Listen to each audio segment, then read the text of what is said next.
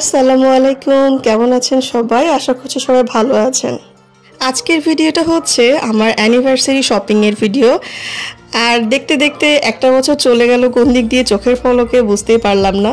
তো যাই হোক, যাচ্ছিলাম হচ্ছে পুরাদোহা। এখানে আমার যাওয়ার অনেক শখ ছিল, অনেক শুনেছি এখানে অনেক রকমের জিনিস পাওয়া যায়, সারা বাংলাদেশের প্রোডাক্টগুলো এখান থেকে যায়। তো যাওয়ার পথে যেহেতু দুপুরে হচ্ছে জোহরের আজান পড়ে গিয়েছিল, এই কারণে আপনাদের ভাইয়া নামাজ পড়ছিল আর আমি বাইরে ওর জন্য ওয়েট করছিলাম। তো যাই হোক, আজকে পুরাদোহার বাজারটা পুরোটুকু দেখাতে পারবো না যদিও বা, তারপরেও কিছু অংশ ভিডিও করেছি। আর অনেক ভিড় এখনও হচ্ছে, যেহেতু ঈদ চলে আসেনি রোজার আগে, সেক্ষেত্রে যতটুকু ভিড় দেখছি রোজার মধ্যে তো অনেক ভিড় হয়ে যাবে। তো যাই হোক, প্রাকৃতিক পরিবেশ দেখতে দেখতে পুরাদোহা বাজারে চলেই গেলাম ফাইনালি। এখানে হচ্ছে এটা একদম স্টেশনের পাশে, অনেকে হচ্ছে ট্রেনে গিয়ে কিন্তু একদম সঙ্গেই পুরাদোহা যে বাজারটা সেটা আপনারা দেখতে পারবেন। তো এটা হচ্ছে সব অনেক হচ্ছে বাস ট্রাকে করে করে, ছোট ছোট ট্রাকে করে করে সব মাল যাচ্ছে সারা বাংলাদেশে। মানে এখানে মেনলি হচ্ছে হোলসেল মার্কেট এটা। তো যাই হোক, হচ্ছে একটা অনেক বড় একটা শপে চলে আসলাম। এখানে হচ্ছে পার্টি শাড়িগুলো আছে। সেই শাড়িগুলো হচ্ছে মানে আমি দেখতে চাচ্ছিলাম যে কেমন টাইপের নেব, কিন্তু কনফিউজ ছিলাম, এত সুন্দর সুন্দর শাড়ি ছিল যা বলার মতো না। তো যাই হোক, হচ্ছে এখান থেকে একটা শাড়ি চুজ করে ফেলেছি। আপনারা ফাইনাল লুকটা দেখবেন একদম হচ্ছে লাস্টের দিকে, যে কোন শাড়িটা নিয়েছি যখন আমি আমার অ্যানিভার্সারি ব্লগটা আপনাদের সঙ্গে শেয়ার করব।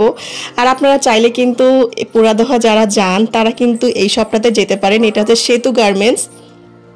অনেক আপুরা আছেন আমার শাড়িগুলো খুব পছন্দ করেন, আর আমি এমনিতেই শাড়ি লাভার, ম্যাক্সিমাম টাইম আমি শাড়ি পরতে পছন্দ করি।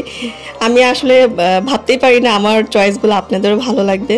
তো যাই হোক, আমি যতটুকু পারি আমি সেই মানে শেয়ার করার চেষ্টা করি আমি কোথা থেকে কি কিনি না কিনি। অনেকে আমাকে মেসেজেও জিজ্ঞেস করেন যে আপু আপনি কোথা থেকে হচ্ছে শাড়ি কিনেছেন। আমি লোকেশনটা অনেক সময় বলে দেই যারা ঈশ্বরদীর আশেপাশে বা পাবনাতে থাকেন তারা।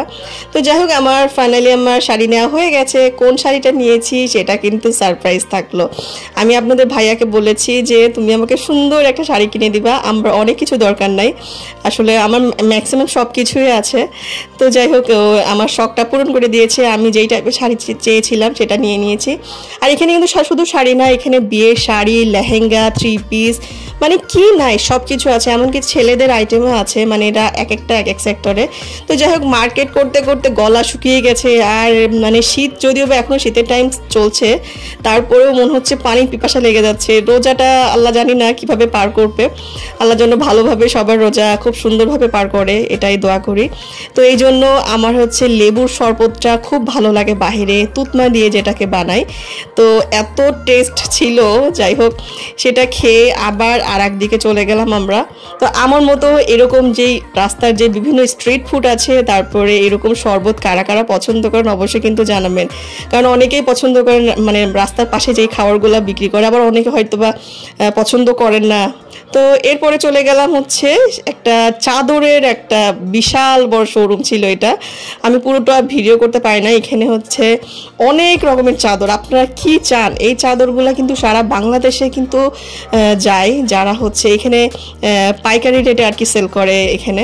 তো যাই হোক, আমি এখান থেকে 3টা চাদর নিয়ে নিয়েছি, যেহেতু হচ্ছে আমাদের বাড়িতে অনেক চাদর লাগে, সেক্ষেত্রে চাদর মানে মোটামুটি কেনাই লাগে। তো এইটা হচ্ছে আমাদের কেনাকাটা মোটামুটি শেষ। আর কয়েকটা জিনিস কিনেছিলাম, তেমন কিছু না, মেনলি আমার এই উদ্দেশ্যে আসা যে চাদর আর আমার হচ্ছে শাড়ি কিনবো। তো এটা হচ্ছে স্টেশন, বলেছিলাম কিছুক্ষণ আগে যে স্টেশনের পাশে একদম। এটা হচ্ছে পুরাদোহা স্টেশন। মানে অনেকে কিন্তু ঈশ্বরদী যারা মার্কেট করে তারা কিন্তু পুরাদোহা এসে মার্কেট করে। এটা হচ্ছে এই যে পুরাদোহা স্টেশন। তো মার্কেটিং আমাদের শেষ আর চলে গেলাম এবার বাড়ির উদ্দেশ্যে। এত সুন্দর রাস্তা, আমার এই রাস্তাটা খুবই ভালো লেগেছে, চারিপাশে খালি সবুজ আর সবুজের সমারোহ। তো আজকের আমার এই ছোট্ট ব্লগটা কেমন লেগেছে অবশ্যই জানাবেন। আমি যেন আমার নতুন বছর আর একটা মানে নেক্সট ইয়ারে পা দিতে যাচ্ছি। 1 বছর তো পানির মতো চলেই গেল।